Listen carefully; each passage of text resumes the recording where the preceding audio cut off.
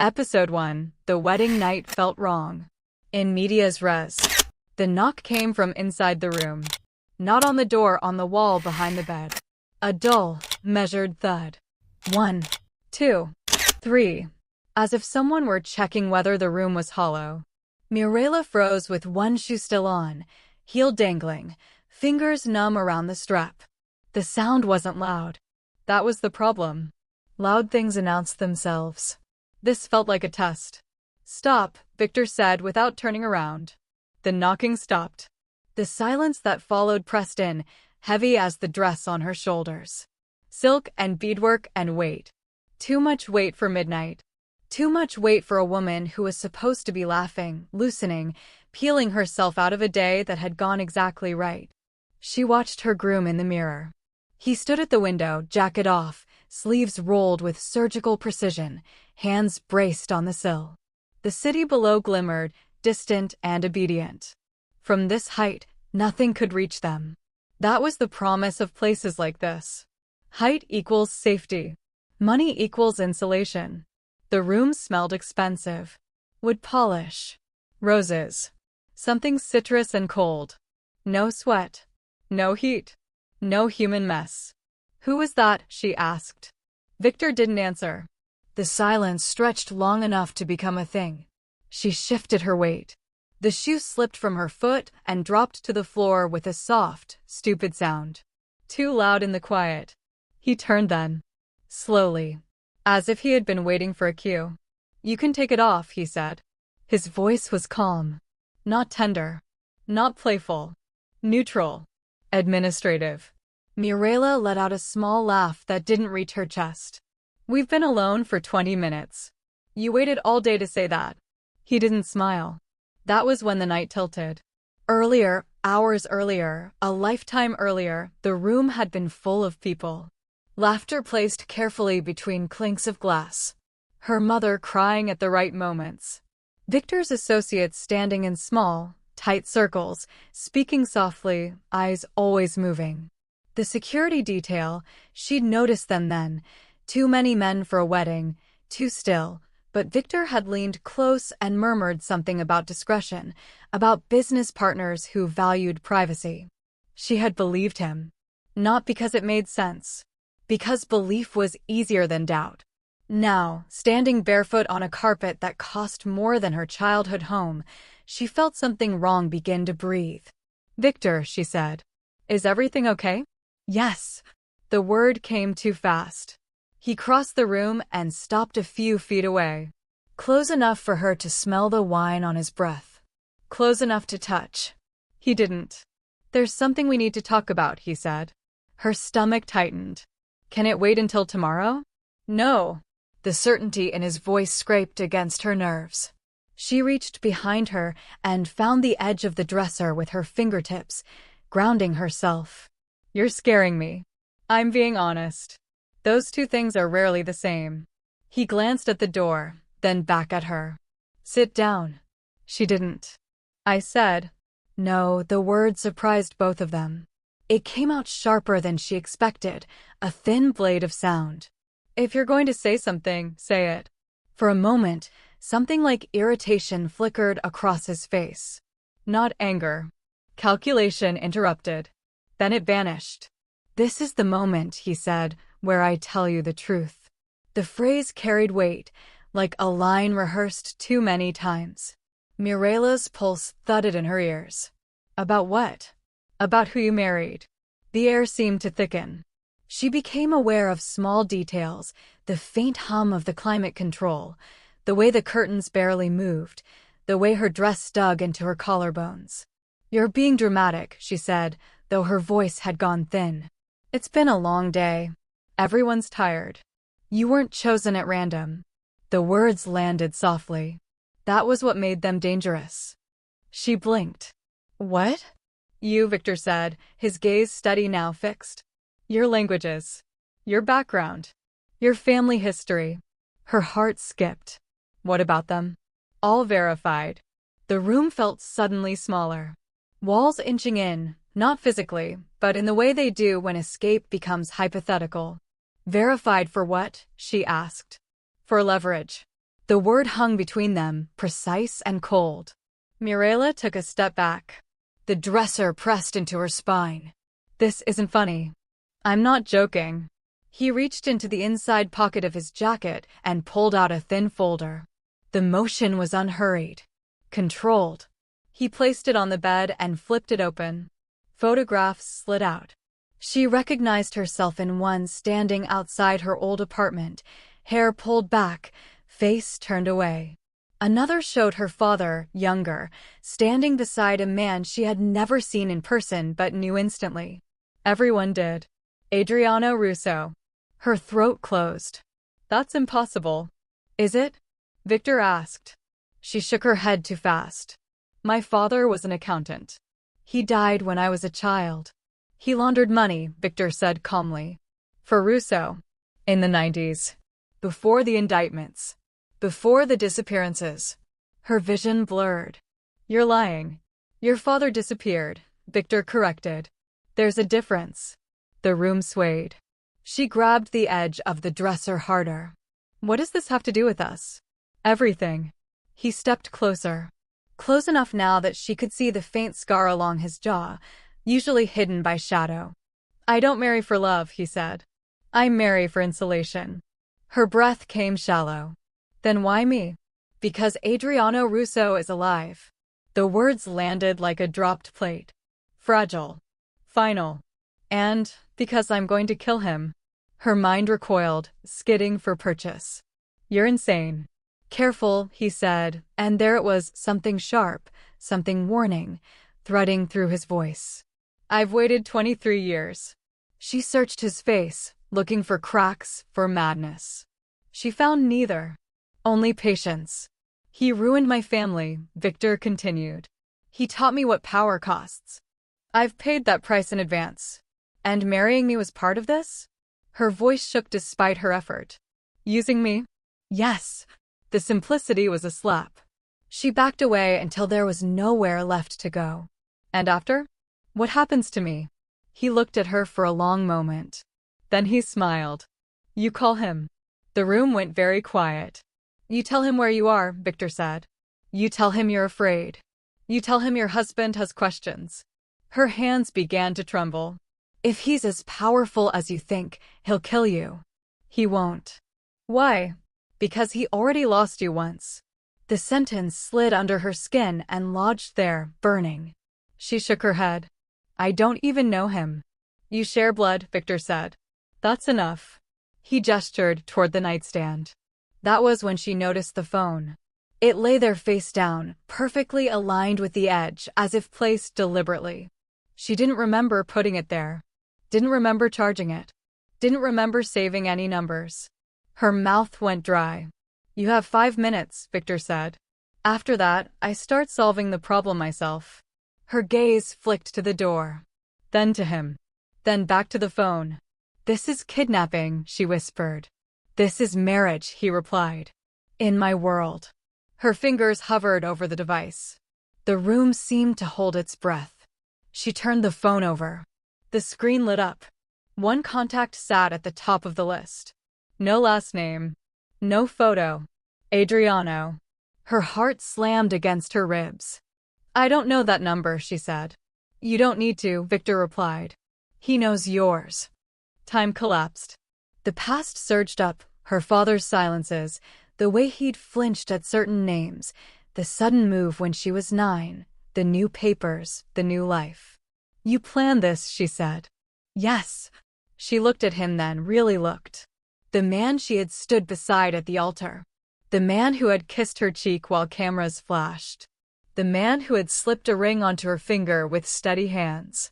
You're going to destroy everything, she said. I already have, Viktor said. You just didn't know it yet. The knock came again. Louder this time. On the door. Viktor's eyes flicked toward it, irritation flashing. 5 minutes, he repeated. Her thumb hovered over the call icon. The phone felt heavier than it should. As if it carried more than circuitry. As if it carried consequence. She thought of her mother. Of the guests downstairs. Of the vows spoken hours ago, words already hollowed out. She thought of the man in the photograph. The face everyone feared. The name people didn't say out loud. This was insane. Calling him would change everything. Not calling him would end it. Her thumb pressed down. The line rang. Once. Twice. With each ring, Viktor's gaze sharpened, predatory and eager, as if he could already see the end of a long road. On the third ring, the call connected. A voice answered low, controlled, unhurried. Yes. Mirela's breath caught. Her voice broke. She swallowed. I don't know if this is really you. A pause. Not confusion. Consideration. You sound like your mother, the voice said finally. When she was trying not to cry, her knees weakened.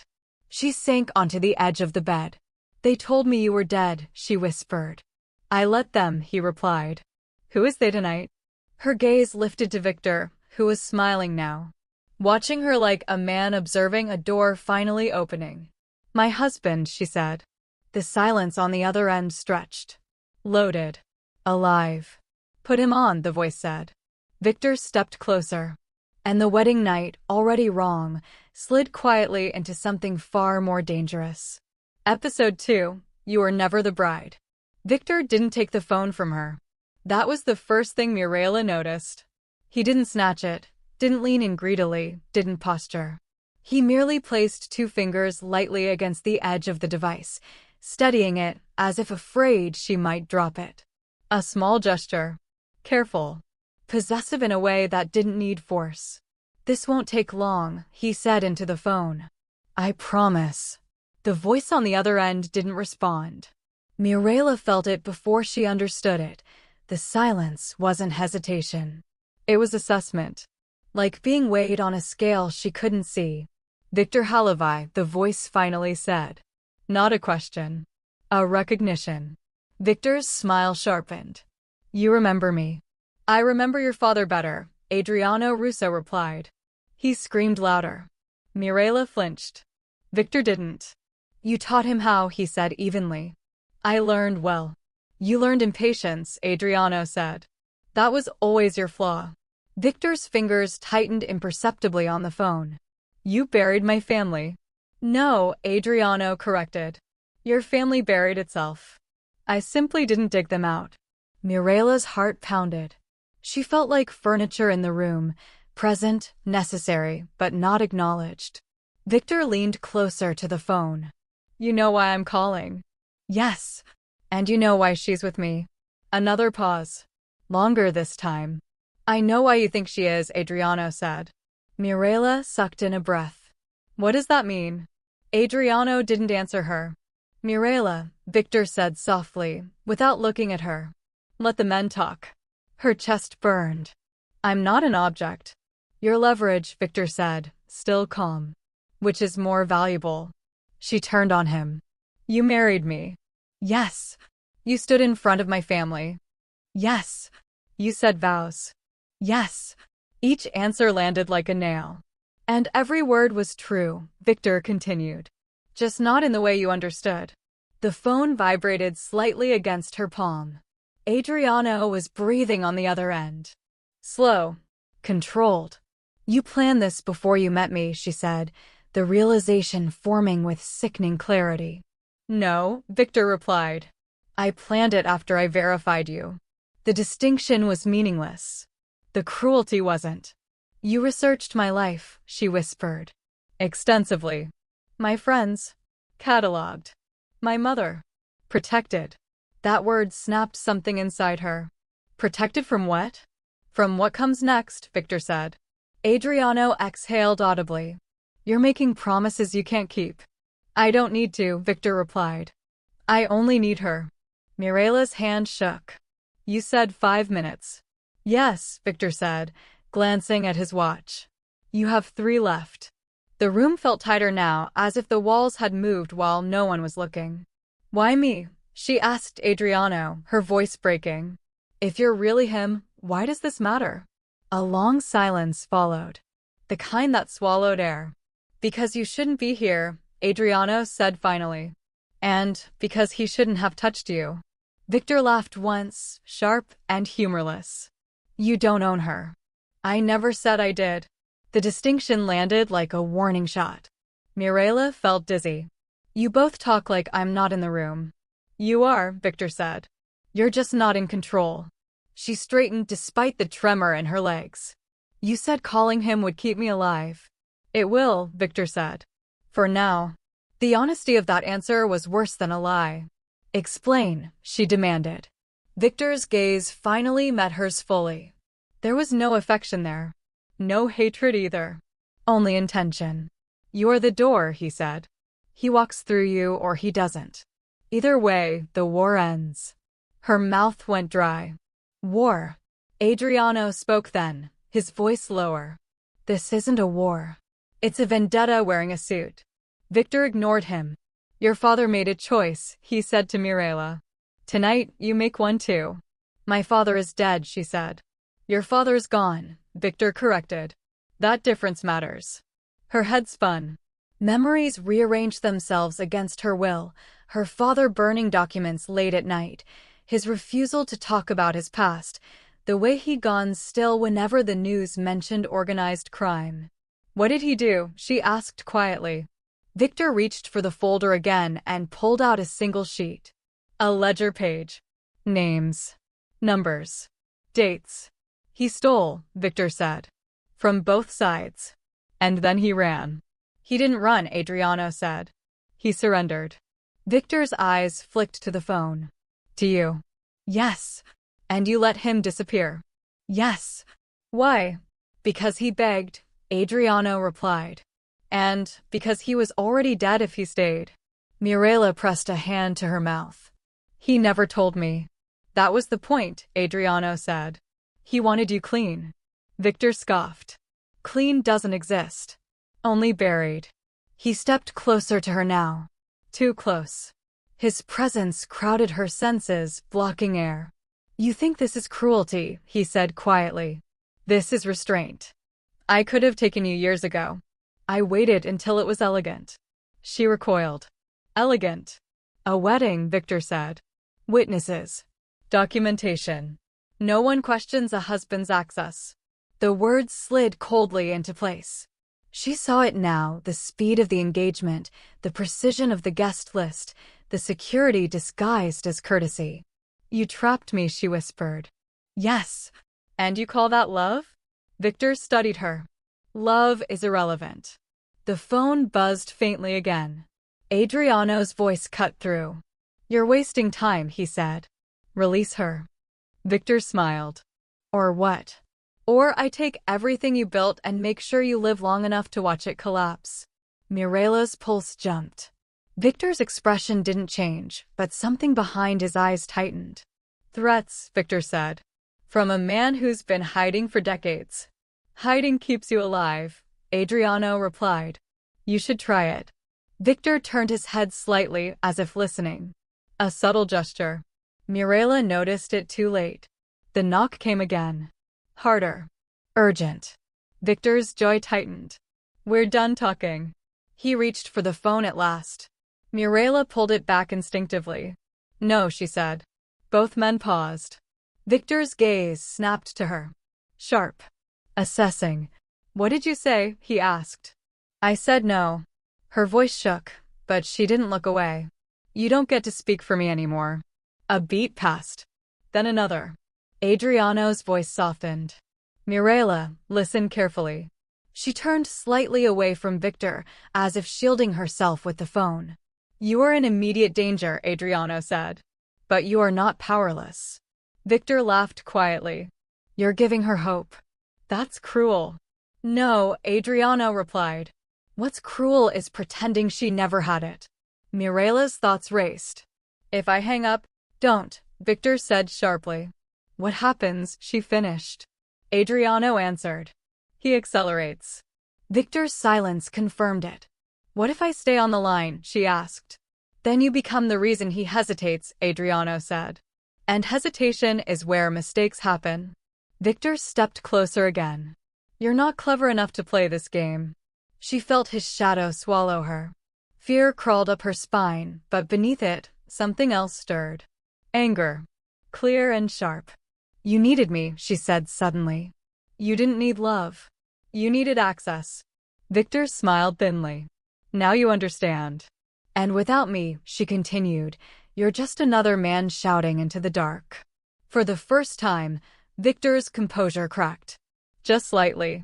A flicker of irritation, then something colder. You're forgetting your position, he said. No, she replied. I'm learning it. The knock at the door became pounding. Viktor glanced toward it, then back to her. Time's up. Adriano spoke urgently. Mirela. Viktor lunged. She twisted away, clutching the phone, heart hammering. Viktor's hand caught her wrist, fingers digging in. Pain flared. Give it to me, he hissed. No. The word came out stronger this time. You think this ends well for you, he snapped. You think he saves you? I think, she said through clenched teeth, that you wouldn't be doing this if you weren't afraid. His grip tightened. Then Adriano's voice cut through the chaos, cold and absolute. Viktor. The name landed like a command. Viktor froze. Let her go, Adriano said. Now. For a moment, the room balanced on a knife's edge. Power pulling in opposite directions. Viktor's jaw worked. Slowly, he released her wrist. Mirela stumbled back, gasping, clutching her arm. This isn't over, Viktor said, his voice low. You don't get to walk away from me. Adriano's response was immediate. She already has. The pounding on the door stopped abruptly. Silence flooded back in. Thick. Expectant. Mirela stared at Viktor, seeing him clearly for the first time, not as a groom, not as a savior or a villain, but as a man who had built a beautiful cage and underestimated the will of what he'd trapped inside. You were never the bride, Viktor said quietly. You were the invitation. Her fingers tightened around the phone. Then you should have read the fine print, she said. Somewhere beyond the door, something shifted. And for the first time that night, Viktor looked uncertain. Episode 3, The Name You Don't Say Out Loud. The silence after Viktor's uncertainty felt unreal. Not relief. Not safety. Something thinner. Like the air inside a sealed room after the oxygen has already started to drop. Mirela became aware of her wrist first. The ache pulsed beneath the skin, a deep, blooming pain where his fingers had been. She pressed her thumb into it instinctively, grounding herself in sensation. Pain meant she was still here. Still inside her body. Viktor stood a few feet away, shoulders squared, jaw tight. The man who had planned a wedding like a siege now looked inconvenienced. Not defeated. Not frightened. But recalculating. That frightened her more than rage would have. The phone vibrated softly in her hand. Mirela, Adriano said, his voice lower now measured. I need you to listen carefully. Viktor's eyes flicked to the device. His lips twitched, almost a smile. He's very good at this part, he said. The voice. The gravity. It's how men like him survive. By planning, Adriano replied. Something you forgot to do tonight. Viktor's gaze hardened. I planned everything. You planned a symbol, Adriano said. Not a person. Mirela swallowed. The words threaded into her chest and tightened there. Person. Not leverage. Not invitation. Person. What happens next? She asked, forcing the tremor from her voice. I need to know. Viktor answered first. You stay where you are. You keep him talking. I decide when this ends. And if I don't? She asked. He shrugged lightly. Then you make things worse for yourself. Adriano's voice cut in, sharp now. He's lying. Viktor laughed quietly. Am I? Yes, Adriano said. Because if you kill her, you lose the only thing keeping you alive. Mirela's breath caught. She looked at Viktor, searching his face for denial. He didn't offer it. You see, Adriano continued. That's why you don't touch her again. Viktor's nostrils flared. You don't give orders here. No, Adriano agreed. I give outcomes. The words settled heavy and final. Mirela shifted her weight, dress whispering against the floor. She felt absurdly aware of it now, the whiteness, the weight, the way it restricted her movement. A costume for a role she'd never agreed to play. You said I'm not powerless, she said into the phone. Prove it. Viktor's head snapped toward her. Careful. She met his gaze. Held it. Adriano didn't answer immediately. When he did, his voice was quieter. Power doesn't always look like control, he said. Sometimes it looks like endurance. That's not helpful, she said. It will be. The door behind Viktor remained closed. No more pounding. No shouting. Whatever had been happening outside the room had paused, waiting for a signal. Waiting for a choice. What do you want? Mirela asked Viktor. The question seemed to amuse him. I already told you. I want him. And after? Viktor tilted his head. After, you stop being useful. The bluntness landed cleanly. No theatrics. No denial. She turned away from him, heart racing. You hear that? She asked Adriano. That's his truth. I hear it, Adriano said. And now you should hear mine. She pressed the phone closer to her ear. You are not calling me to save yourself, he said. You are calling me to decide who you trust more. Her stomach twisted. That's not fair. Nothing about this is fair, Adriano replied. But it is clear. Viktor crossed his arms. He wants you to pick sides. I already have, she said without thinking. Both men went still. Viktor's smile faded. You don't know what you're saying. She looked at him. Really looked. The immaculate suit, the calm violence, the way he treated human lives like variables. I know exactly what I'm saying, she replied. You married me to use me. He didn't. Viktor laughed once, sharp. You think that absolves him? No, she said. I think it limits him. The phone vibrated again, almost like a pulse. Mirela, Adriano said. There's something you need to understand about tonight. She closed her eyes briefly. Go on. You weren't meant to make this call. Her eyes snapped open. What? He planned for you to beg, Adriano continued. To cry. To panic. To say the things that would force me to move in ways he could predict. Viktor's jaw clenched. You're speculating. I'm explaining, Adriano said. And now I'm correcting. Mirela's pulse thundered. Then why am I calling you? Because something went wrong, Adriano replied.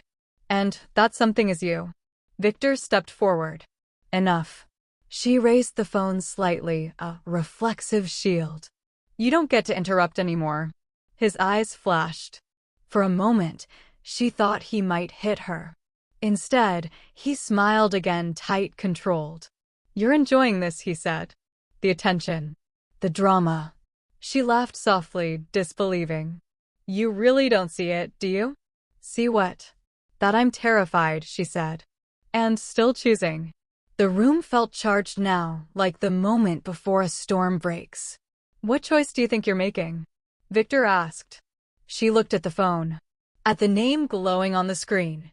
The name people avoided. The name that carried weight because of what followed it, silence, disappearance, consequence. The one you didn't plan for, she said. Adriano spoke again, his tone shifting. Mirela, I need you to do something difficult. Her grip tightened. What? I need you to look at the phone, he said. Not the call. The device itself. Confused, she glanced down. The phone was older than she remembered buying. Thicker. Heavier. A faint scratch ran along the edge near the volume button. She traced it with her thumb. I don't remember this, she said slowly. You weren't meant to, Adriano replied. That phone was given to you. Her breath caught. By who? Your father. The world seemed to tilt. That's impossible, she whispered. He died when I was 9. He gave it to you the night before he disappeared, Adriano said. You were asleep. He put it in your bag. Her chest tightened painfully. Memories stirred, foggy, half-formed. A bag she never remembered packing. A phone she assumed she'd bought years later. You've carried it ever since, Adriano continued. Changed numbers. Changed cases. But the device stayed. Mirela's hands began to shake. Why? Because he wanted you to have one thing, Adriano said. One door that never closed. Viktor scoffed. Sentimentality. Insurance, Adriano corrected. Against men like you. Mirela stared at the phone as if it had just started breathing. This is insane, she said. You expect me to believe my father planned this? I expect you to recognize it, Adriano replied. Because deep down, you already have. Her mind raced back every time she'd tried to replace the phone and felt inexplicably uneasy. Every time she'd held onto it through moves, through breakups, through years that didn't need it. She swallowed hard. You said I'm not powerless. You aren't, Adriano said. But the power isn't in me. Viktor laughed. Then where's it? Adriano answered calmly. In the fact that she can hang up. The room went very still. Mirela's thumb hovered over the screen. Viktor's smile vanished completely. Don't. What happens if I do? She asked. You lose your only protection, Viktor snapped. You think he'll come running? You think this ends well? Adriano didn't interrupt. What happens if I hang up? She asked again, softer. Adriano spoke. Then you force him to act without a script. Viktor's eyes burned into her. You will regret it. Her heart hammered. The choice crystallized painfully clear. Stay on the line and remain useful. Hang up and become unpredictable. She thought of the ledger. Of the photographs. Of the wedding guests downstairs, oblivious. She thought of her father, placing a phone into a child's bag and disappearing so completely that even his daughter believed he was dead. This is the line you don't cross, Viktor said quietly. If you do this, you make yourself my enemy. She met his gaze. I already am. Her thumb moved. The call ended. The silence that followed was immediate and absolute. Viktor stared at the darkened screen, then at her. Something dangerous shifted behind his eyes. You've just made the worst mistake of your life, he said. Mirela's breath came fast, shallow. Maybe. The phone vibrated. Her heart leapt. She looked down. An incoming call. Adriano. Viktor lunged. She stepped back, clutching the phone, pulse roaring in her ears. Answer it, Viktor barked. Now. No, she said. The word felt different this time. Heavier. Anchored. The phone stopped vibrating. A second passed. Then a message appeared on the screen. You did exactly what he didn't expect. Good. Stay where you are. Mirela's stomach dropped. What does that mean? Viktor's face had gone pale. Give me the phone. She backed away, shaking her head. You don't get to decide anymore. He took a step toward her. Slow. Deliberate. This ends one way, he said. With you doing what I tell you. She glanced at the door. At the windows. No obvious exits. The trap was still very real. But something had changed. You wanted a call, she said, voice trembling but steady. You got one. Viktor's eyes flicked to the door as if he'd heard something. A sound too low to identify. A vibration through the floor. What did you do? He demanded. She shook her head. I made a choice. The phone buzzed again. 5 minutes. Don't open the door for anyone but me. Her breath caught.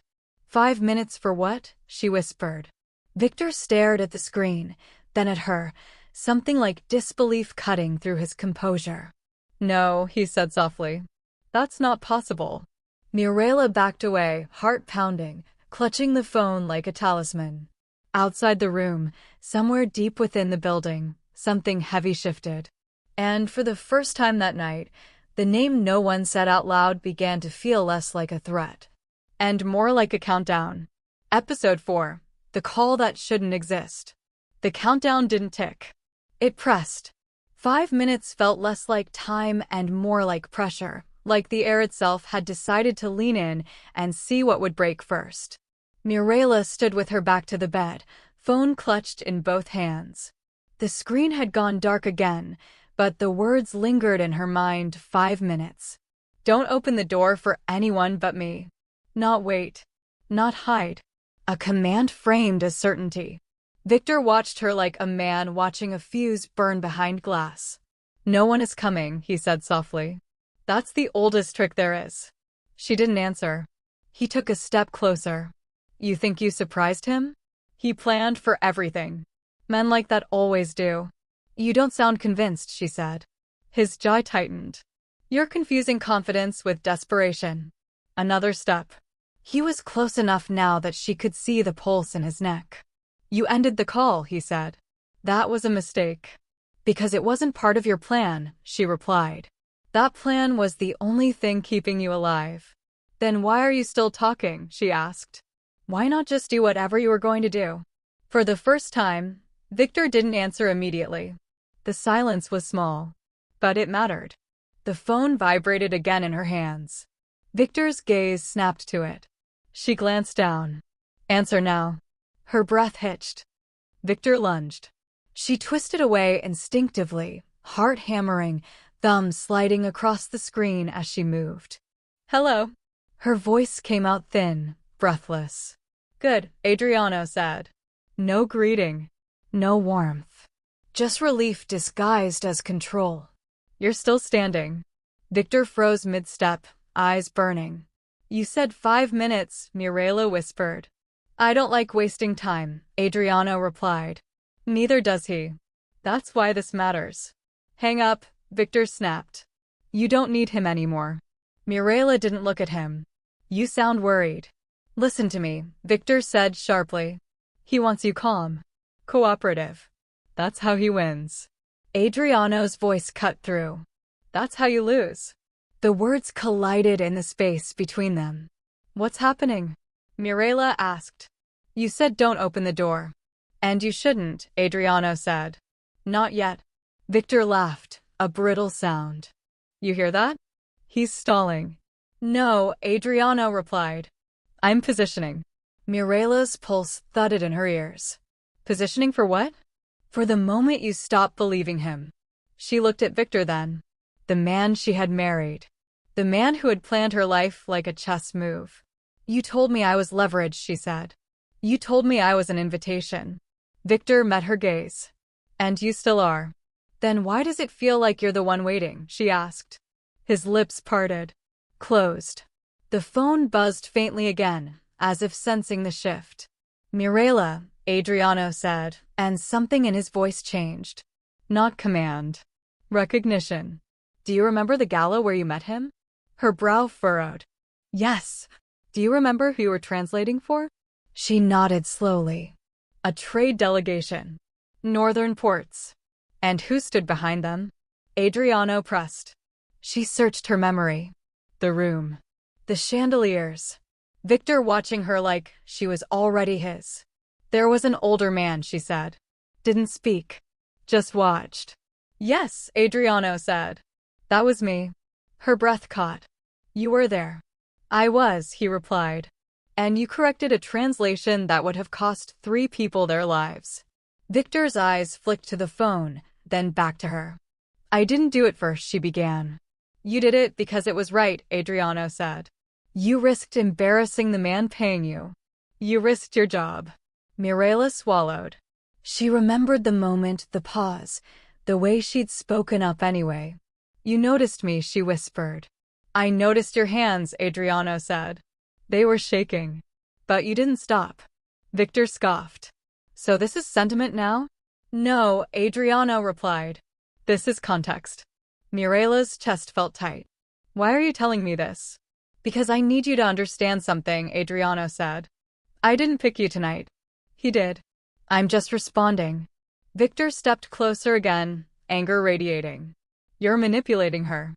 I'm reminding her, Adriano said calmly. There's a difference. The room hummed with tension. The air felt charged, like the moment before a storm breaks glass. Mirela, Adriano said, I need you to tell me exactly where you are. Viktor's head snapped up. Don't. She hesitated. A hotel suite. Top floor. Which hotel? Adriano asked.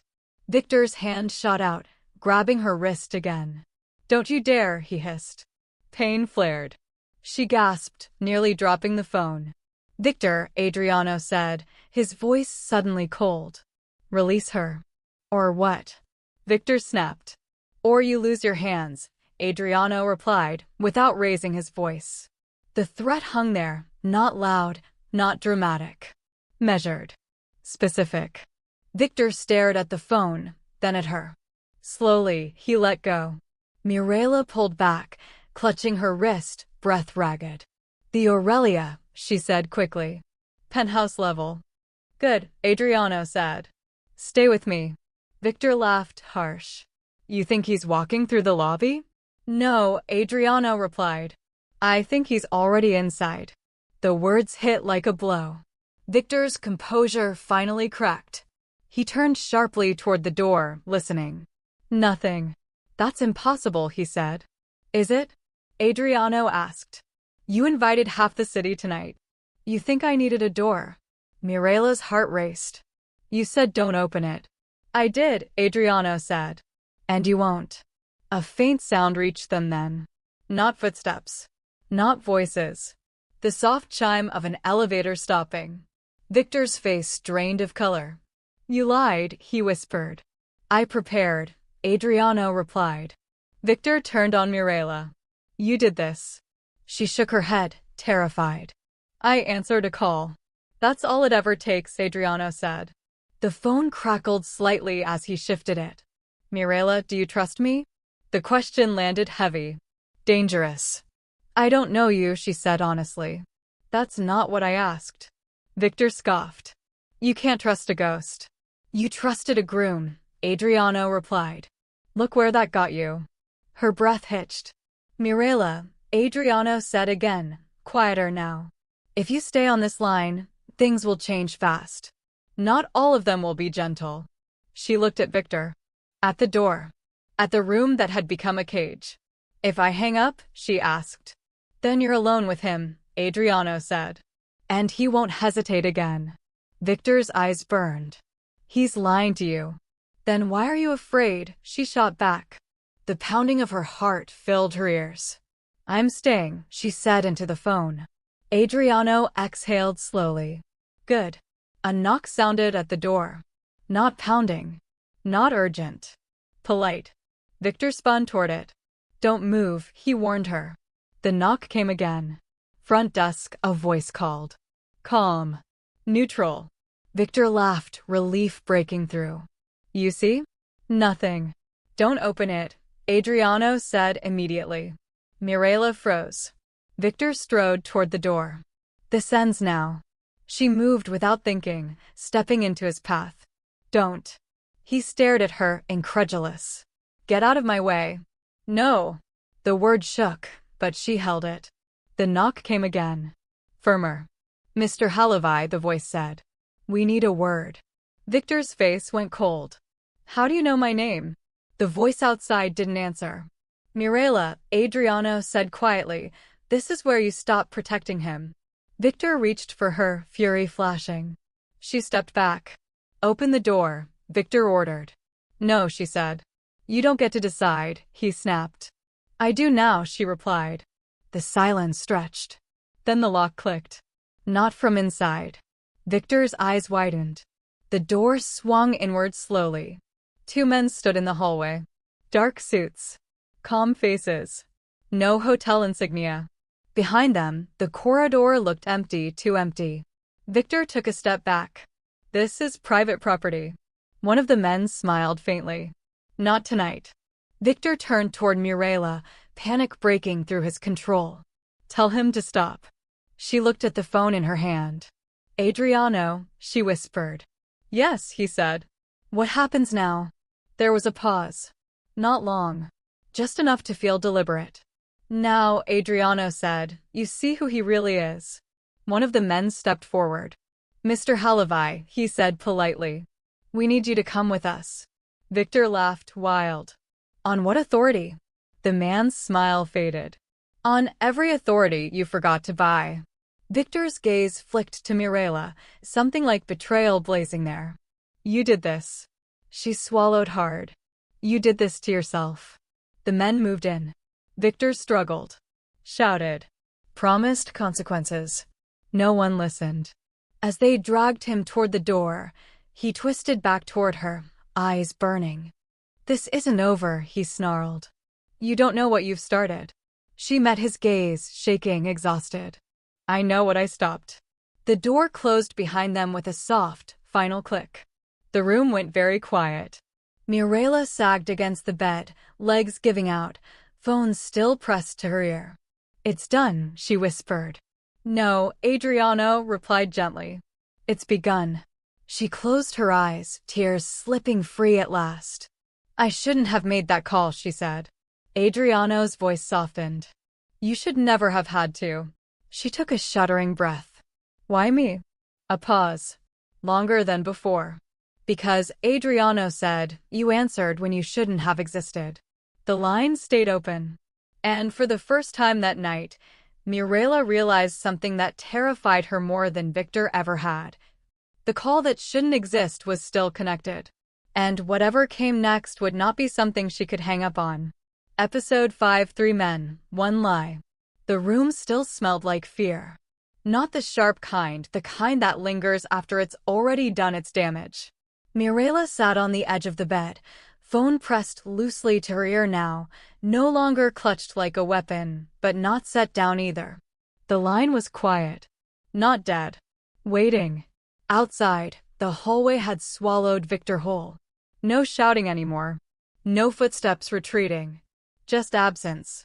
"You can sit," Adriano said gently as if he could see her. "You don't need to stand guard anymore." She let out a hollow laugh. "I don't know how to stop." "That makes sense," he replied. "Your body hasn't caught up with the moment yet." She slid down fully onto the mattress, spine rigid, eyes locked on the door. What happens to him? Adriano didn't answer immediately. In that silence, something shifted. The first crack in the certainty he'd projected all night. "You're choosing your words," she said. "Yes," he admitted. "That means it's bad." "It means it's complicated," Adriano said. "And complication is where lies go to hide." Her throat tightened. "You said I'd see who he really is." "You will," he said. "But not all at once.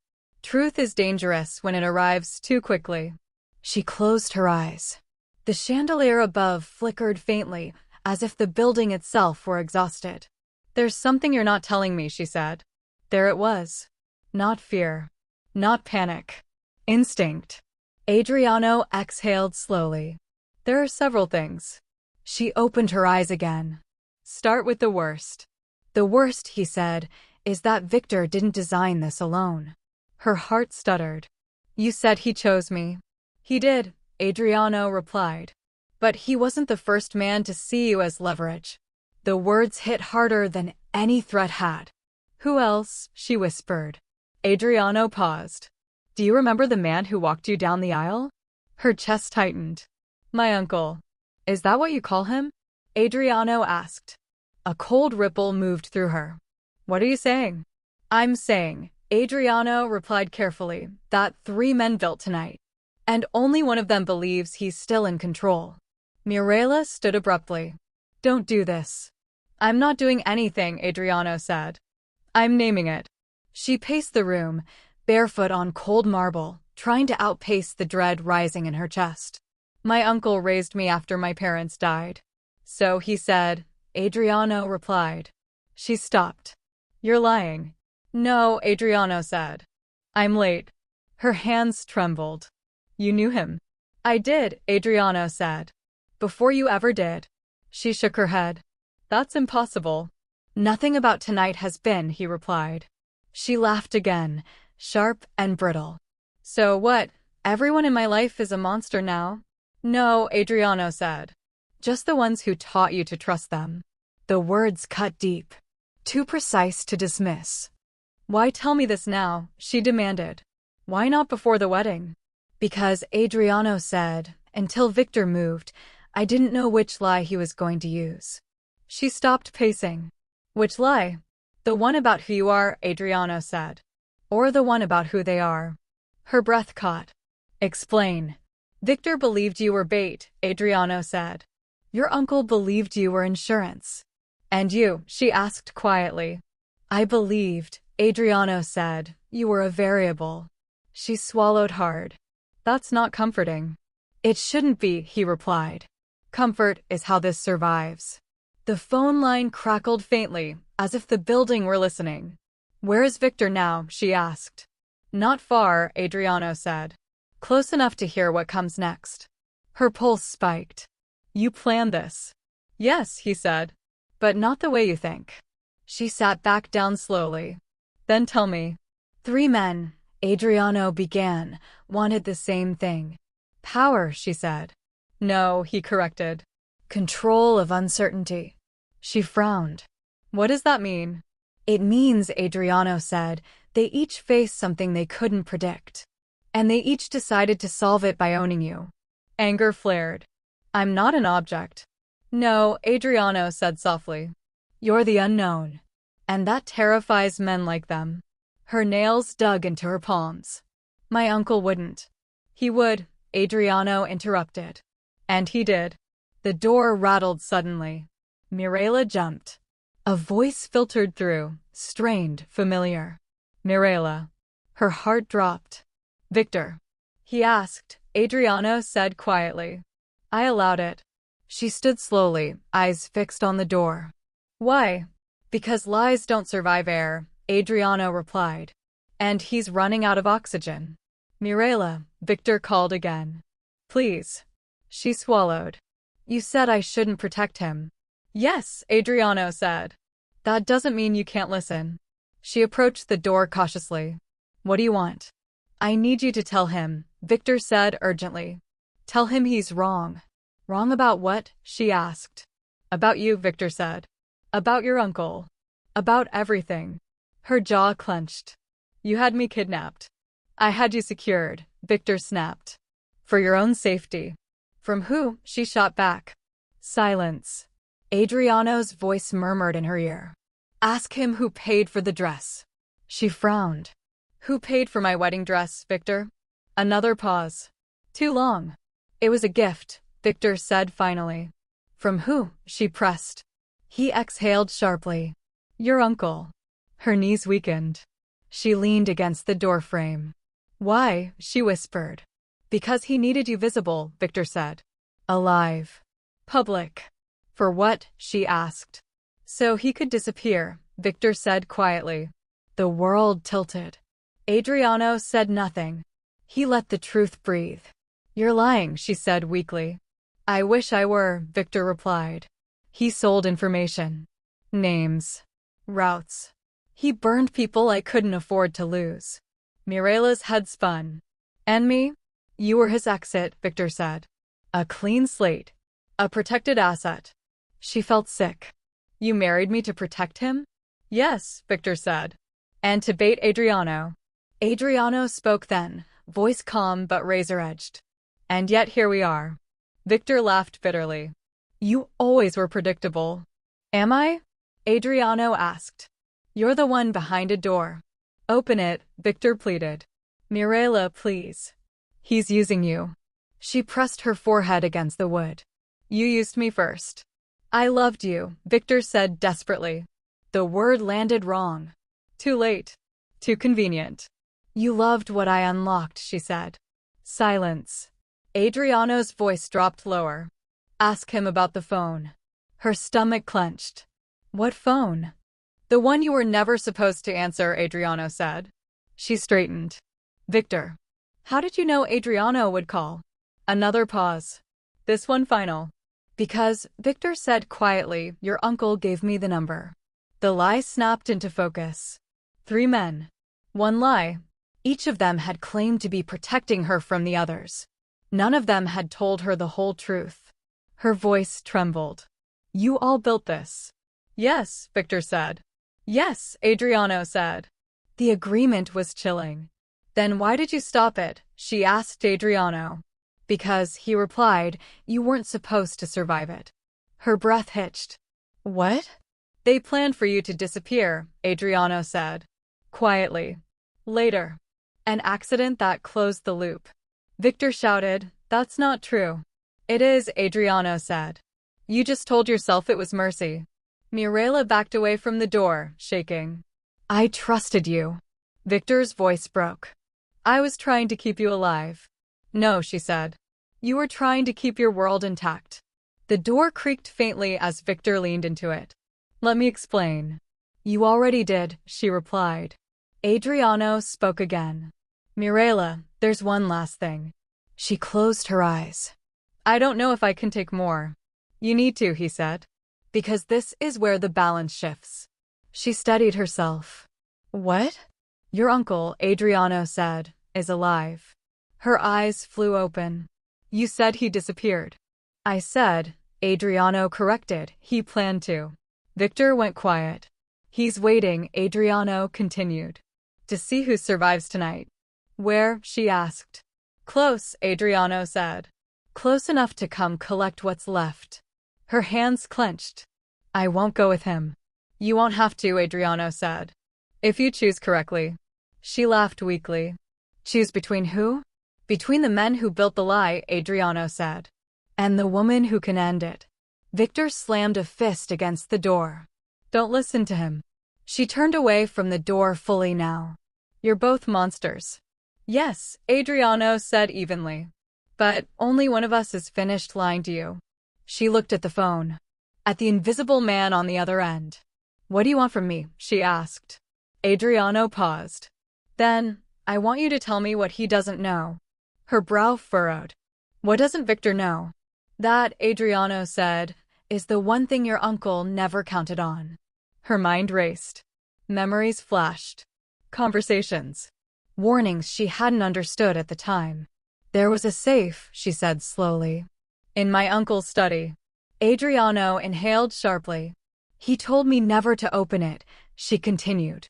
Said it was insurance. Viktor shouted from the other side of the door. Mirela, don't. What was inside? Adriano asked. She swallowed. I don't know. But you know where it is, Adriano said. Yes. Then, Adriano replied quietly, you're no longer the leverage. She felt something shift inside her. Not relief. Not power. Clarity. The room seemed to exhale with her. What happens now? She asked. Adriano's voice was steady. Now the three men stopped moving. The silence stretched. Then, from the hallway, a new voice echoed faintly. Older. Calm. Familiar in a way that made her blood run cold. Mirela, it called softly. It's time to come home. Her uncle. Alive. Waiting.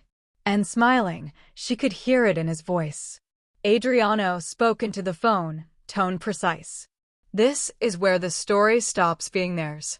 Mirela's heart pounded as she stared at the door, the phone, the future closing in from all sides. And starts being mine, she said. The line stayed open. No one moved. And somewhere in the building, the third man stepped closer. Episode 6, Your father didn't disappear. The voice didn't rush her. That was the worst part. Mirela, her uncle said again from the hallway, warm and patient, as if calling her to dinner instead of to the center of a trap that had been building for years. You don't need to be afraid. Her body reacted before her mind could. Muscles tightened. Breath shortened. Some ancient part of her recognized the tone, not threatening, not pleading. Certain. Adriano spoke quietly into her ear. He's very good at sounding reasonable. Yes, she whispered. That's how he taught me. The door remained closed. Viktor's presence behind it was suddenly irrelevant, reduced to noise on the other side of a much older danger. Mirela, her uncle continued, I know you're confused. Tonight wasn't supposed to unfold like this. Her jaw clenched. You planned for it to unfold? A pause. Just long enough to acknowledge her intelligence. I planned for contingencies, he replied. That's what keeps families alive. Adriano exhaled softly. There it is. Her pulse thudded. Why are you here? To take you home, her uncle said gently. Before this becomes something you can't undo. She laughed, a sharp sound that surprised even her. Undo? Yes, he said calmly. Before you pick the wrong side. Adriano murmured, ask him which side your father picked. The words hit her like ice water. She swallowed. You don't get to talk about my father. Another pause. This one heavier. I never stopped talking about him, her uncle said. You just weren't listening. Her chest tightened painfully. He disappeared. No, her uncle corrected. He was removed. The room seemed to tilt. Removed by who? She asked. Silence. Adriano filled it. By men who needed him gone but his reputation intact. Her uncle sighed. You always did like dramatics, Adriano. And you always preferred euphemisms, Adriano replied. They make murder sound like management. Mirela's hands shook. You said he died in an accident. Yes, her uncle said. An accident of trust. Her breath came shallow. You lied to me. I protected you, he said. From the truth and from the consequences. Adriano's voice hardened slightly. Which truth? That her father didn't disappear, Adriano continued. He refused to sell. Mirela pressed her free hand to her chest. Sell what? Her uncle answered before Adriano could. Silence. The word landed with quiet force. He was an accountant, Mirela said weakly. He worked for everyone, Adriano said. That's why he was valuable. And dangerous, her uncle added. He knew which numbers were lies. Her head spun. Memories surfaced unbidden. Late nights. Her father whispering on the phone. Telling her to go to her room. He told me to remember names, she whispered. In case something happened. Yes, Adriano said gently. He was preparing you. Her uncle's voice softened. He was frightening you. No, she said, anger flaring through the shock. You were. The hallway creaked faintly, a subtle shift of weight. Mirela, her uncle said, your father made choices that put you in danger. So did you, she snapped. Because someone had to clean up after him, her uncle replied. He wouldn't stop. Stop what? She demanded. Believing that truth mattered more than survival, her uncle said. It's a beautiful belief. It's also fatal. Adriano spoke again, slower now. Your father came to me first. Her breath caught. You knew him? Yes, Adriano said. Long before you knew me. Her uncle laughed quietly. And yet you didn't save him. I couldn't, Adriano replied. That was his condition. Mirela's heart raced. Condition for what? For disappearing, Adriano said. Not dying. The words didn't make sense at first. Then they did. She staggered back, sitting heavily on the bed. You're saying he's alive. Her uncle didn't deny it. Adriano confirmed it. Your father didn't disappear. He walked away. Her breath came out in a sob she hadn't expected. Why would he leave me? Her uncle answered quickly. Because he was a coward. Adriano's voice cut in sharp. Because he loved you. Silence swallowed the room. He knew, Adriano continued, that if he stayed, you'd be used exactly the way you were tonight. Mirela covered her mouth, tears slipping through her fingers. So he abandoned me. He hid you, Adriano said. By making himself unreachable. Her uncle scoffed. And left me to raise you. To shape her, Adriano corrected. To position her. That's enough, her uncle snapped. The warmth was gone now. Steel showed through. This conversation is over. A footstep echoed closer to the door. Mirela, he said, voice firm, open the door. She didn't move. Your father is alive, she said shakily. Where is he? Her uncle didn't answer. Adriano did. He's where he's always been. She frowned. Where? Watching, Adriano said. Waiting for you to stop being a pawn. Her uncle laughed sharply. You're filling her head with fantasies. No, Adriano said. I'm filling the gaps you left. Mirela stood again, something solid forming beneath the grief. You told me my parents died. I told you what you needed to hear, her uncle said. You told me what made you powerful, she replied. Another step closer outside. I gave you everything, her uncle said. Education. Safety. A future. You gave me a script, she said. And punished me every time I improvised. The hallway fell quiet. Adriano spoke softly. He's losing patience. I can hear that, she said. Her uncle's voice returned, colder now. You can walk out of this room with me. Or you can stay and become collateral. She closed her eyes. Images flooded her mind. Her father's hands. The way he'd looked at her like she was something fragile and fierce all at once. He used to say, she whispered, never let anyone decide what you're worth. Adriano inhaled. Yes, he did. Her uncle stiffened. You remember that? Yes, she said. I remember everything now. She looked at the phone. Why tell me all this tonight? Adriano answered. Because tonight is the last night they control the narrative. Her uncle barked a laugh. You think you can protect her? No, Adriano said evenly. I think she can protect herself. Mirela felt the truth of it settle in her bones. There's something you don't know, she said to her uncle. Oh, he replied. Enlighten me. The safe, she said. I opened it. The silence that followed was absolute. Adriano didn't speak. He didn't need to. You said never to open it, she continued. So of course I did. Her uncle's voice was very quiet now. What did you see? Names, she said. Dates. Accounts. Payments. Her uncle exhaled slowly. You shouldn't have done that.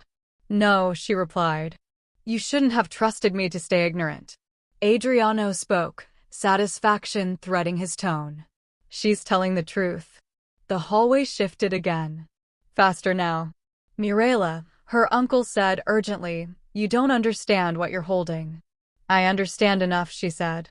I understand why my father left. I understand why you lied. And I understand why Viktor was expendable. Expendable? Viktor shouted suddenly from somewhere farther down the hall. You said I was essential. Her uncle ignored him. You can't win this, he said to Mirela. You don't have the reach. I don't need reach, she replied. I need choice. Adriano murmured, that's it. You're going to come with me, her uncle insisted. We'll fix this. No, she said calmly. You're going to leave. A sharp laugh. Or what?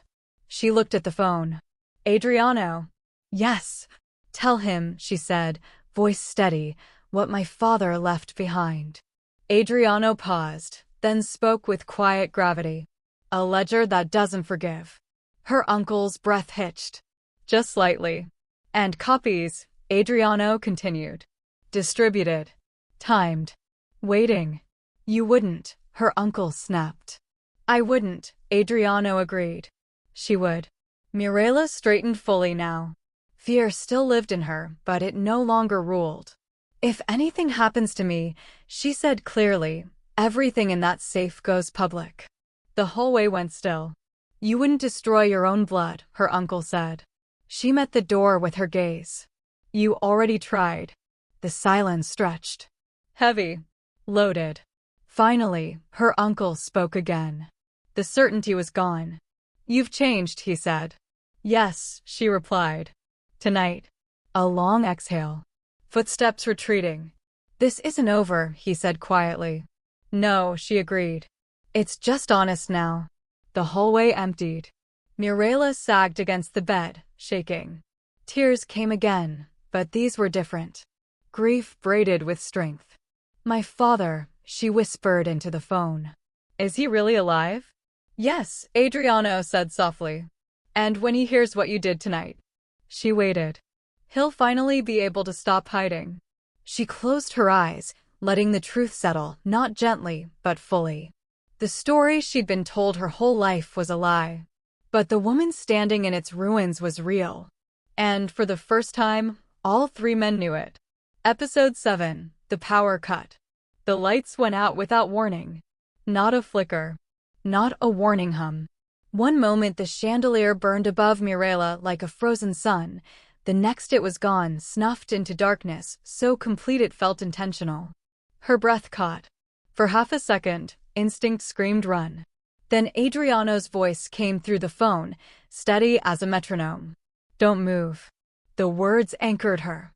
Emergency lights blinked on along the baseboards, dim red strips that painted the room in the color of exposed nerves. The city outside the windows vanished into black glass. What's happening? She whispered. The power cut, Adriano replied. Right on time. Her pulse spiked. You did this. No, he said. Your uncle did. The idea landed with a thud.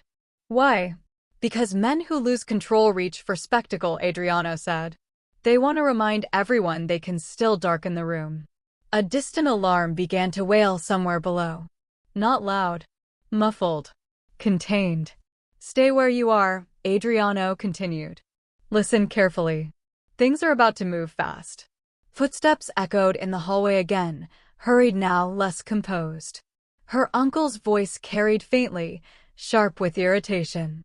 I said now. Another voice answered, nervous. Security's confused. Elevators are locked. Unlock them, her uncle snapped. I don't care how. Mirela pressed her back to the wall, phone tight in her hand. He's panicking. Yes, Adriano said. That's new for him. The emergency lights flickered. The red glow pulsed like a heartbeat. What do I do? She asked. You wait, Adriano replied. And you watch. A heavy knock struck the door, harder this time. Mirela, her uncle called, no warmth left. Open the door. She didn't move. Mirela, he repeated, slower. This isn't a request. Adriano spoke quietly. He's testing you. Testing what? She whispered. Whether you still believe he's inevitable, Adriano replied.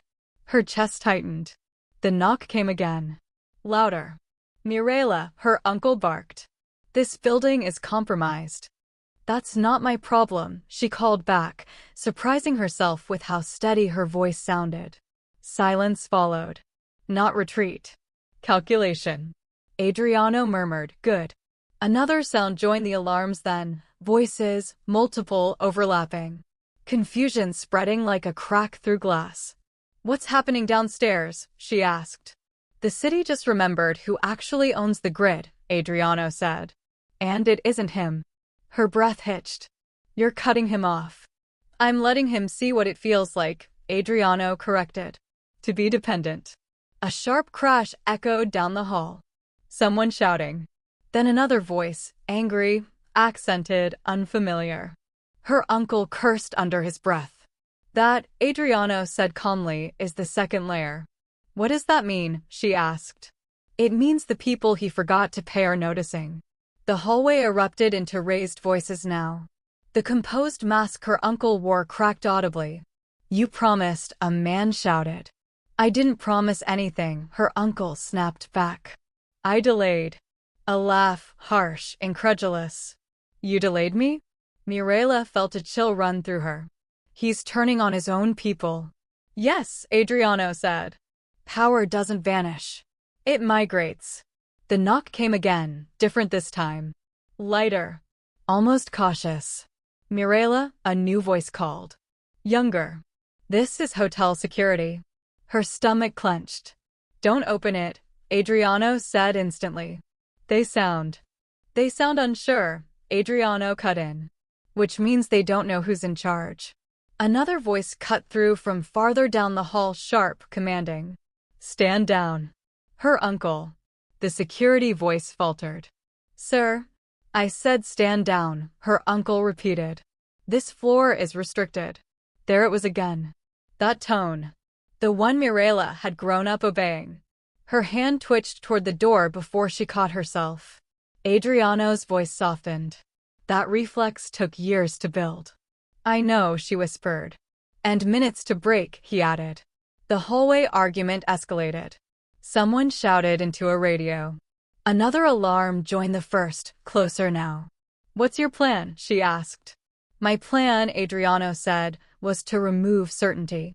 And then, he said, I watch who collapses. A door down the hall slammed. Footsteps ran fast, uneven. He's losing them, Mirela said. Yes, Adriano replied. And he knows it. The door handle rattled suddenly. Her heart leapt. Mirela, her uncle said, voice tight, low. You don't want to be on the wrong side of this. She stepped closer to the door, not to open it, but to speak clearly. There is no right side anymore, she said. There's only the truth. A breath on the other side. Heavy.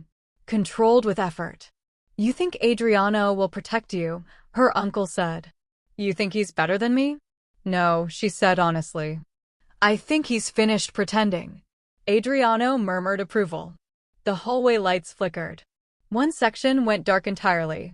Her uncle cursed again. This building isn't safe, he said. People are coming who don't care who you are.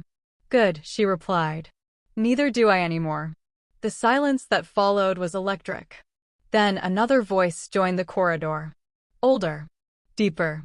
Calm in a way that suggested permanence. Mr. Petrov, the voice said. We need to talk. Mirela's breath caught. Who is that? Adriano answered softly. The third consequence. Her uncle's tone shifted immediately. This isn't your concern. The new voice chuckled. Everything is my concern when my money goes dark.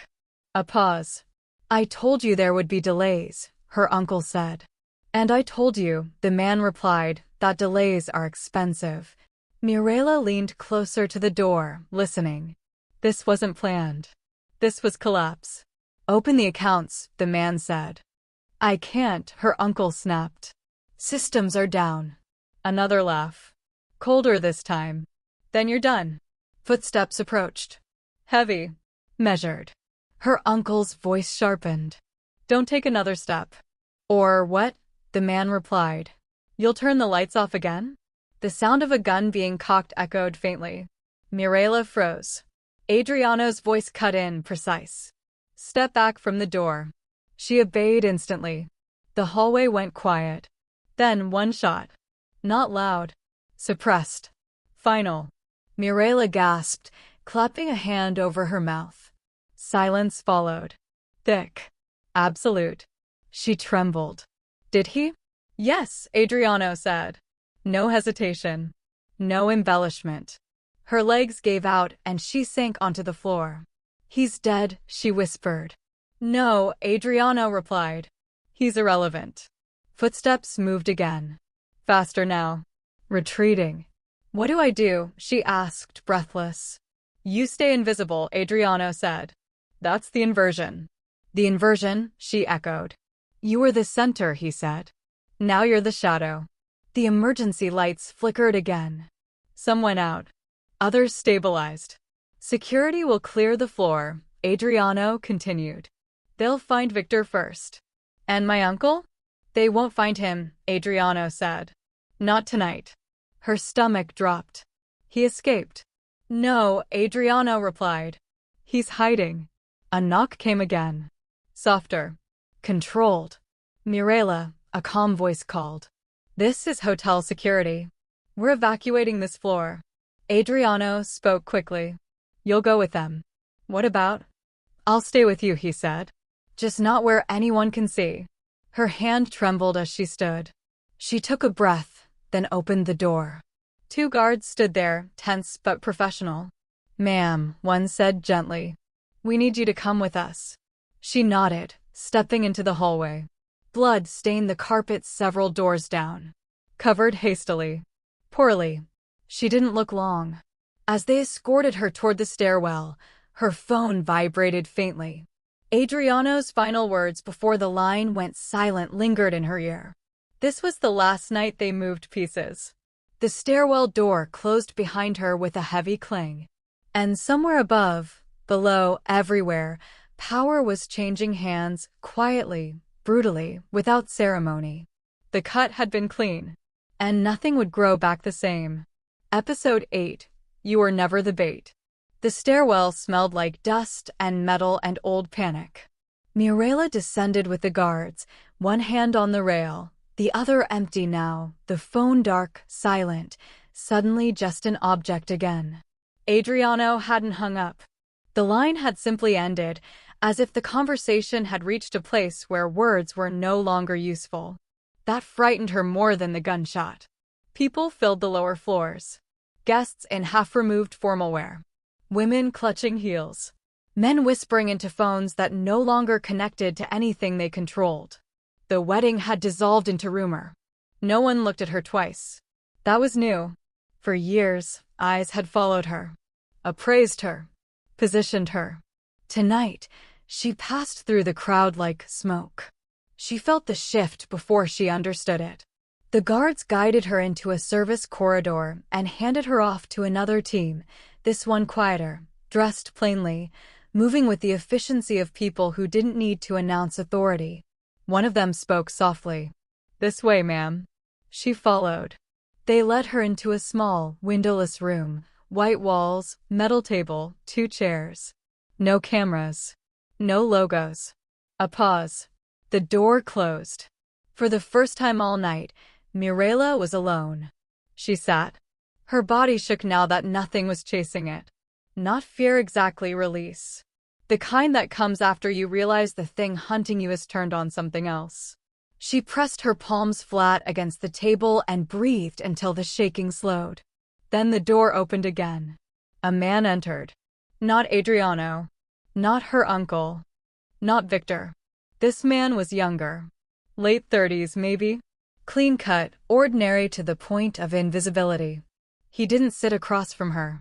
He leaned against the wall instead, arms crossed loosely. Mirela Kovacs, he said. You can relax. This isn't an interrogation. She almost laughed. Then what is it? A recalibration, he replied. She studied him. Who are you? Someone who answers to people who answer to Adriano, he said. Tonight, that's enough. Her pulse quickened. Where is he? The man tilted his head slightly. Everywhere he needs to be. Nowhere you can point to. She nodded slowly. That tracked. What happens now? She asked. The man didn't answer immediately. He watched her the way a mathematician watches a problem that's finally simplified itself. Do you know why you're alive? He asked instead. Yes, she said. Because I was useful. He smiled faintly. That's what they thought. Her brow furrowed. What do you mean? He pushed off the wall and finally sat across from her. You were never the bait. The words landed clean. Hard. Then what was I? She asked. The test, he said. Her breath caught. For who? For everyone, he replied. Including you. The room felt smaller suddenly. Explain, she said. Your uncle believed leverage was something you could own, the man said. Viktor believed it was something you could marry. Adriano believes it's something you reveal. And you? She asked. I believe, he said, it's something you survive. She stared at him. You're saying this was planned? Yes, he replied. But not the way you were told. She leaned back slowly. Then tell me the truth. He folded his hands on the table. Your father didn't leave to hide. He left to observe. Her chest tightened. Observe what? You, the man said simply. The word echoed. He wanted to know, the man continued, whether the world would turn you into a weapon or a casualty. Her throat went dry. That's monstrous. Yes, he agreed. And necessary. She laughed softly, disbelief threading through it. So this was all some kind of experiment? No, he said. It was a wager. Her eyes flashed. On my life. On your nature, he corrected. There's a difference. She stood abruptly. I'm done being analyzed. The man didn't flinch. So was he. That's why he left. She froze. Left where? The door behind the man opened. Another man entered. Older. Thinner. Familiar in a way that made her heart lurch painfully. Her breath caught in her throat. Papa. He stopped just inside the doorway. His eyes, older now, sharper, filled with something like fear and pride braided together, locked onto hers. Mirela, he said softly. The room tilted. She crossed the space between them in 3 steps and struck him. The sound cracked through the room like a gunshot. He didn't move. Didn't defend himself. He took it. Tears streamed down her face as her fists pounded weakly against his chest. You left me. You let them lie to me. I know, he said, voice breaking. I know. She shoved him back, breath ragged. You watched. Yes. You let me marry him. Yes. You let them touch my life like it was a game. Yes. He swallowed hard. Because I needed to know if you would break. She stared at him in horror. And if I had? He didn't answer. That was answer enough. Her knees buckled. She sank into the chair, shaking violently. The younger man remained silent. This was not his moment. I thought I was weak, she whispered. I thought I survived by accident. Her father crouched in front of her, careful, as if approaching a wounded animal. You survived because you refused the story they gave you. She laughed bitterly. After they burned everything else. He nodded. Yes. Then what was I to you? She demanded. Bait? Insurance? Proof. He hesitated. She looked up sharply. Say it. You were the answer, he said. Silence pressed in. To what? She asked. To whether power always corrupts, he said quietly. Or whether it sometimes reveals. Her chest heaved. You could have protected me. I did, he replied. By making sure no one could own you. Her voice dropped. You nearly got me killed. Yes, he said. And I will carry that forever. The weight of it settled in the room. She wiped her face slowly. Adriano knew. Her father nodded. From the beginning. He let it happen. He intervened when it mattered, her father said. That's his line. She closed her eyes. The realization spread through her, not rage now, but something colder. Clearer. I wasn't bait, she said. No, her father agreed. You were the mirror. She opened her eyes. And what did they see? Her father's mouth curved into something like a sad smile. That they were smaller than they thought. The younger man finally spoke again. The lie, he said, was that you were ever the prize. Mirela inhaled deeply. Then why do I feel empty? She asked. Her father straightened. Because winning costs something too. She nodded slowly. That made sense. What happens now? She asked. Her father met her gaze. Now you choose what this becomes. Choose how? You can disappear, he said. Like I did. She shook her head immediately. No. You can take control, he continued. Step into the vacuum. She considered it. Then shook her head again. No. The younger man raised an eyebrow. Then what? Her father asked gently. She stood, steadier now. I walk away. Both men looked at her.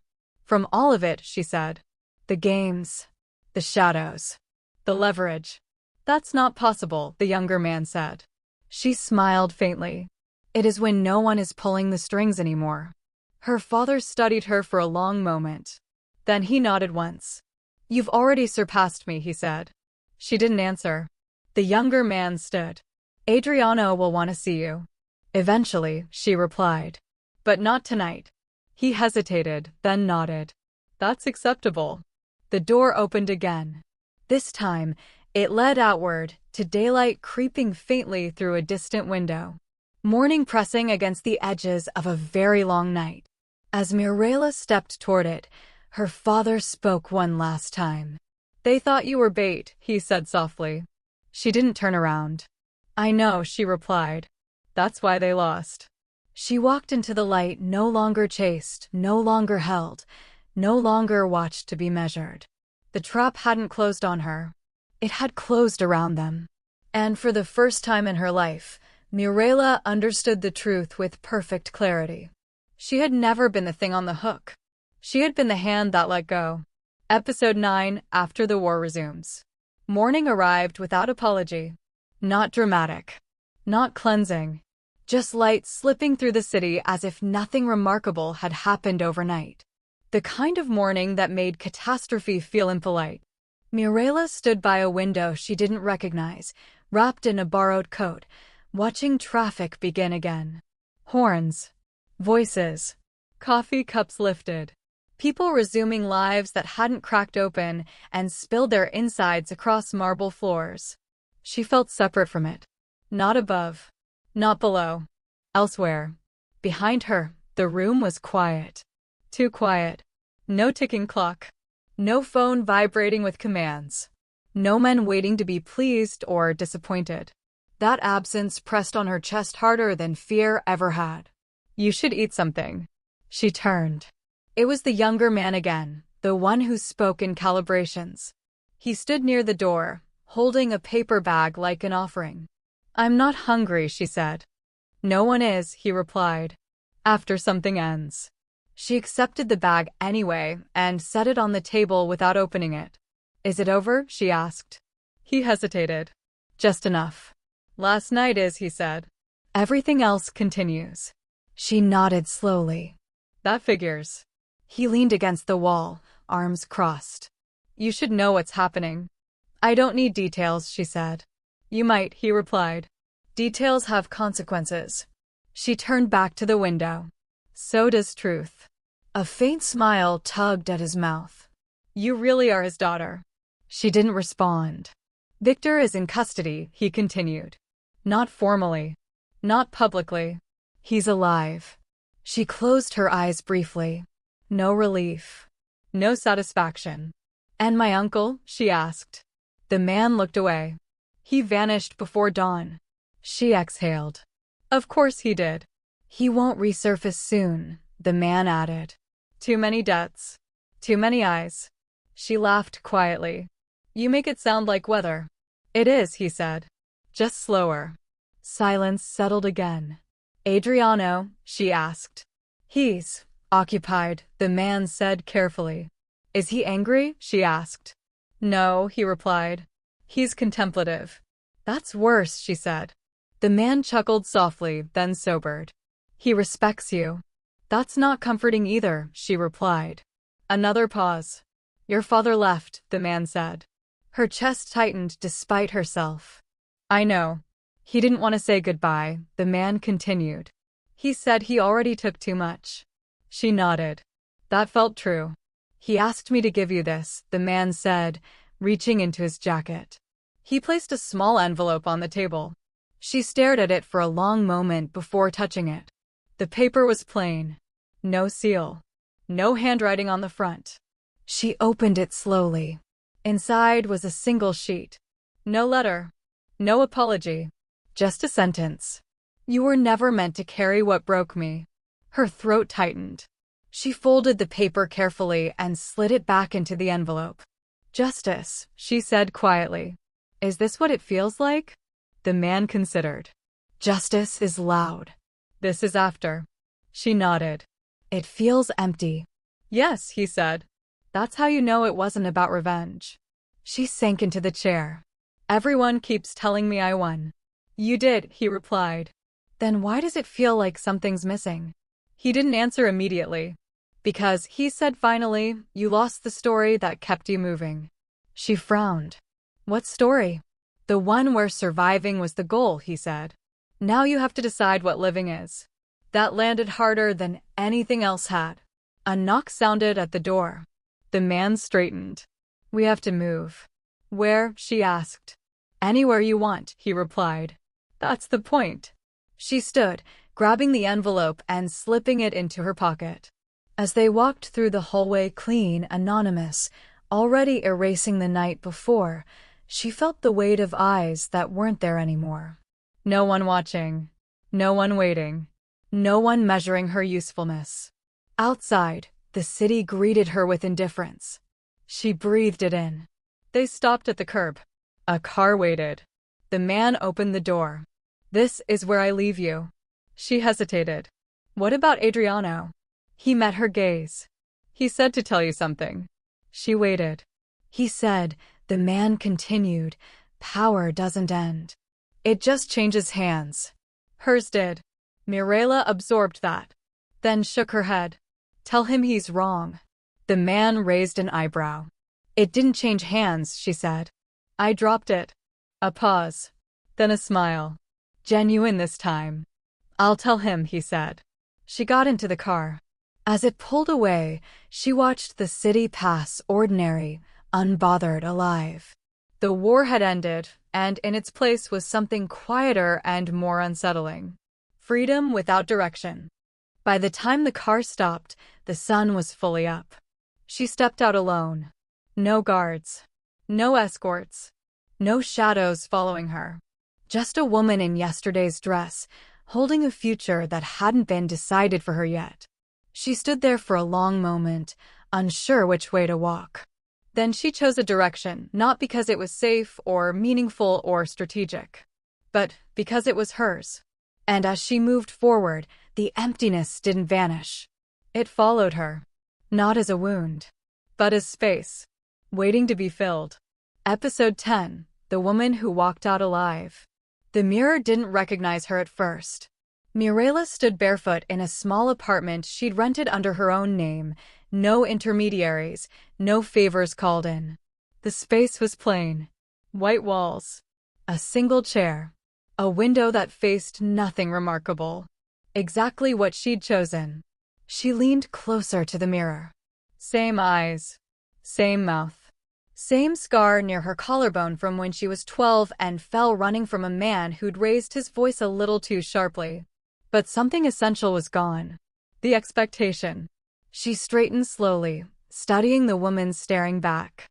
"I'm still here," she said aloud. The words felt strange in her mouth.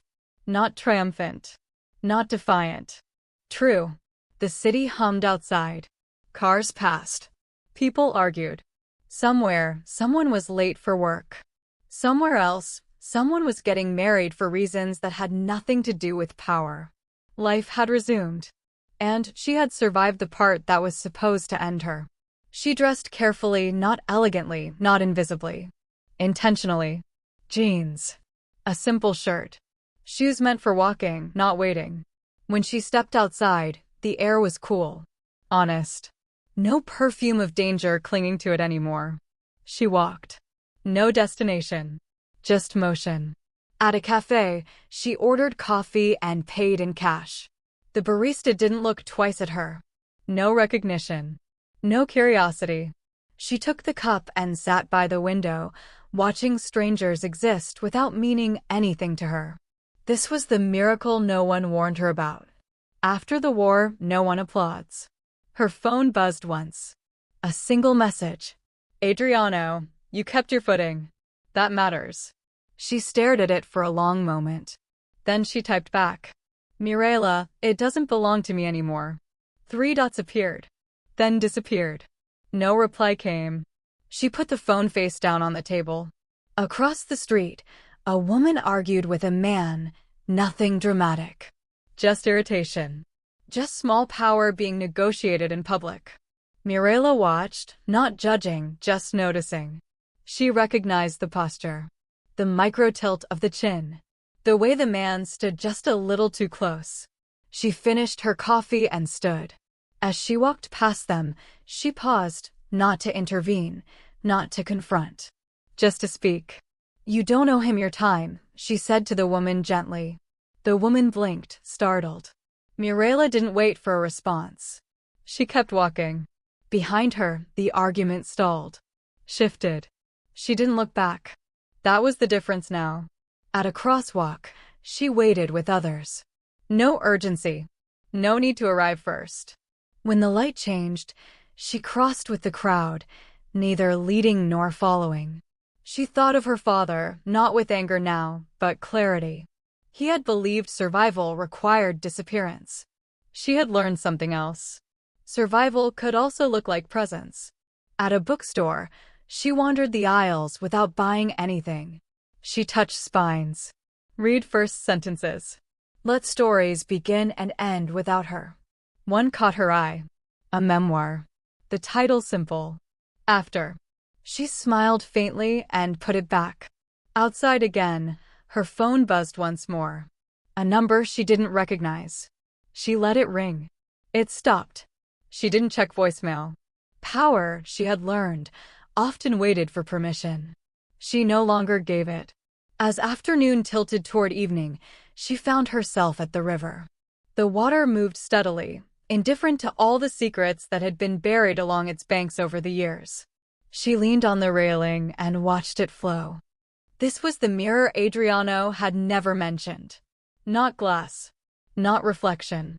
Movement. You could step into it, and it would keep going without you. Or you could step back and let it pass. Mirela exhaled slowly. "I choose," she said quietly. Not to anyone. Just to herself. The word felt complete. When she turned away from the river, the city didn't change. But she had. Not into something harder. Not into something colder. Into something finished. Finished with being chosen. Finished with being positioned. Finished with being explained. She walked on as the light softened, carrying nothing she hadn't agreed to carry. No leverage. No secrets. No debt. Just a woman who had seen the machinery behind the curtain and stepped out anyway.